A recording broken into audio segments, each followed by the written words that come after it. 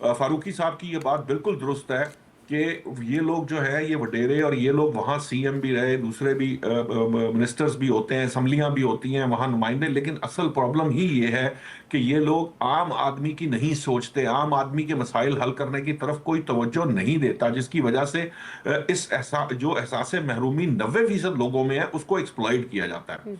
अब मामला ये है जो इसके अंदर जो पहलू है, देखिए प्रॉब्लम कहाँ है। प्रॉब्लम ये है कि जब कोई मुल्क मौजूद होता है और उसका आइन मौजूद होता है, उसके अंदर किसी तौर आपको किसी किस्म की मुसल्लह जद्दोजहद की इजाजत नहीं दी जा सकती।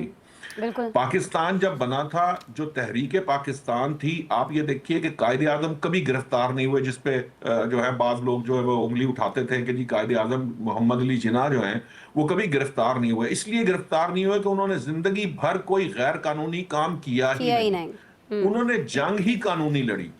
इसी तरह से ये जो तालिबान है, ये कलअदम तंजीमें हैं, जो मुसल्लह तंजीमें हैं, उनके साथ सिर्फ एक ही आर्ग्यूमेंट किया जाता है कि आप फर्ज कीजिए कि आप किसी चीज से इख्तलाफ रखते हैं, तो अपने इख्तलाफ को, अपनी आवाज को उस पैराहन में ढालें जो आपके यहाँ राइज आइन के मुताबिक आपको दी जाती है, जिसमें आपका सियासत एक एरिया है, आप ठीक हो गया। एक्टिविस्ट बन सकते हैं, आप सिविल जिसे कह लीजिए वो उसके एक्टिविस्ट बन जाते हैं, सिविल सोसाइटी का हिस्सा बनते हैं। बात यह है कि आपको जो बंदूक उठाने वाला मामला जब शुरू होता है तो वहां पे वो लोग इन्वॉल्व हो जाते हैं जो जो फॉरेन फंडिंग से काम कर रहे हैं, या वो अनासिर इसमें शामिल हो जाते हैं जो शरपसंद है, जो दहशतगर्द है, फिर आप उनका चारा बन रहे होते हैं।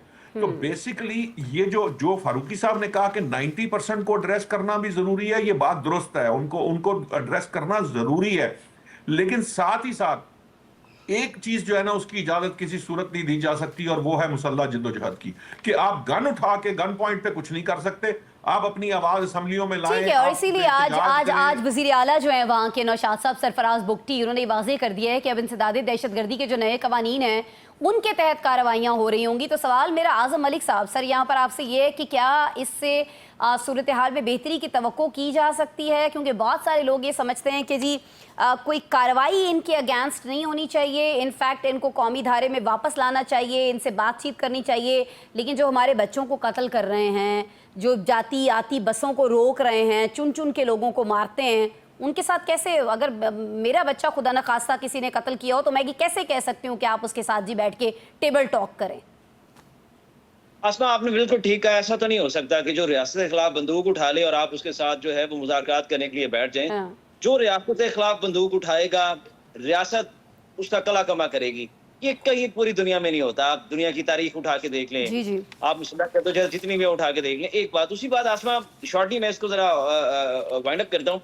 देखिए, 1930 की दिहाई से रूस ने बलोचिस्तान के सैकड़ों तलबा को वज़ाइफ पर अपने मुल्क बुलाया। अच्छा, और मजे वाली बात यह है कि ये तलबा साइंस टेक्नोलॉजी की तालीम वहां पे हासिल नहीं की, इन्होंने कम्युनिज्म और बाएं बाजू का फलसफा पढ़कर वापस आए और बाद ये स्कूलों, कॉलेजों और जामियात में उस्ताद बन गए। बलोचिस्तान की बात कर रहा हूँ। और एक मुतवाजी फिक्री निज़ाम कायम कर दिया जो वो रूस से कम्युनिज्म सीख के आए, और नई नस्ल को रियासती बयानिए से काट कर गैर मुल्की नजरियात की तरफ चले गए। अच्छा, शॉर्टली जब ग्वादर बंदरगाह, सी पैक जैसी प्रोजेक्ट कामयाबी की तरफ बढ़े तो भारत, ईरान, रूस और बाज़ निजी ममालिक ने इस मंसूबे को नाकाम बनाने के लिए प्रॉक्सी वार शुरू की। ये प्रॉक्सी वार आपको पता है आसमा इसलिए कामयाब हुई कि तालीमी इदारों में वही असासा मौजूद थे जो 1930 से लेके अब तक आज तक भी रूस उनको स्कॉलरशिप पे वहां पे बुलाता है और कम्युनिज्म की तालीम देता है। उसी नजरिए से मुतासर दहशतगर्द गिरोहों को नया खून फराहम करते हैं इन इंस्टीट्यूशन में। आज़ादी के नाम पर शिद्दत पसंदी को हवा दी गई ताकि बलोचिस्तान में दहशतगर्दी की आग भड़के, गैर मुल्की सरमायाकार भाग जाएं और पाकिस्तान कमजोर हो जाए। इसी वजह से बलोचिस्तान के तालीमी इदारे दहशतगर्दी के सहूलतकार के तौर पर सामने आए, और जो इदारे इस बयानिए का हिस्सा नहीं बनते वहां जबरदस्ती दहशतगर्दी करवाई जाती है।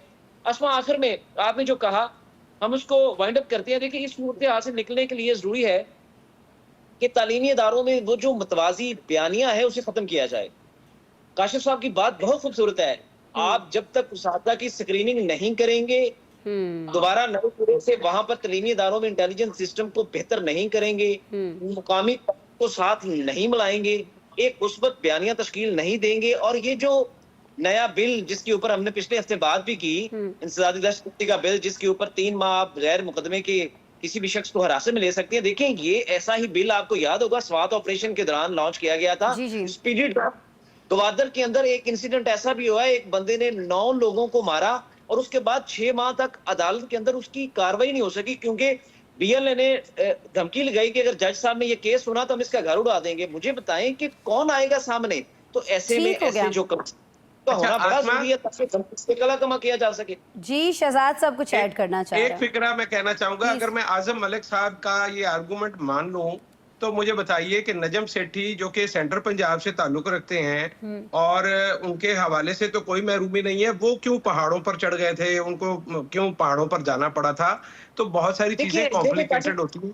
सर देखिए, यही तो फारूकी साहब, मैं यही तो बता रहा हूं कि 1930 की दहाई से अब तक जो कम्युनिज्म हमने पढ़ा, हमारे दिमागों के अंदर था। जो निशात साहब ने बात की कि एक बच्चा जब लाहौर आता है, वो गुलबर्ग में आता है, डिफेंस में जाता है, इस्लामाबाद आजम साहब, कम्युनिस्ट तो खुद अब अमेरिका की गोद में बैठे हुए हैं। कम्युनिज्म को तो अब फंडिंग करने वाला कोई सोर्स ही नहीं रहा। पिछले जब से सोवियत यूनियन का इन्हदाम हुआ उसके बाद तो आप कम्युनिज्म का नाम लेने वाला ही कोई नहीं है। ये नहीं, नौशाद साहब से आप पूछ लें कि बलोचिस्तान का यही तो प्रॉब्लम है फारूकी साहब, बलोचिस्तान का यही तो प्रॉब्लम है। वहां पर कम्युनिज्म ने अपनी जड़ें इंतहा से ज्यादा मजबूत की हैं। आप चक्कर तो लगा के हैं, आपको पता चलेगा कम्युनिज्म नहीं, की वो कौन आप चीज़ ठीक कह रहे हैं आजम मलिक, लेकिन होगी। उसकी वजह ये है कि वहां के रहने वालों को लगता ये है कि उनके मसाइल का हल कम्युनिज्म में है। आपकी जमहूरियत जो है वो बलोचिस्तान को डिलीवर करने में, उनके लोगों के मसाइल को हल करने में नाकाम रही है, तो वो कम्युनिज्म के हवाले से ठीक है, कहीं ना कहीं कुछ एहसास महरूमी है।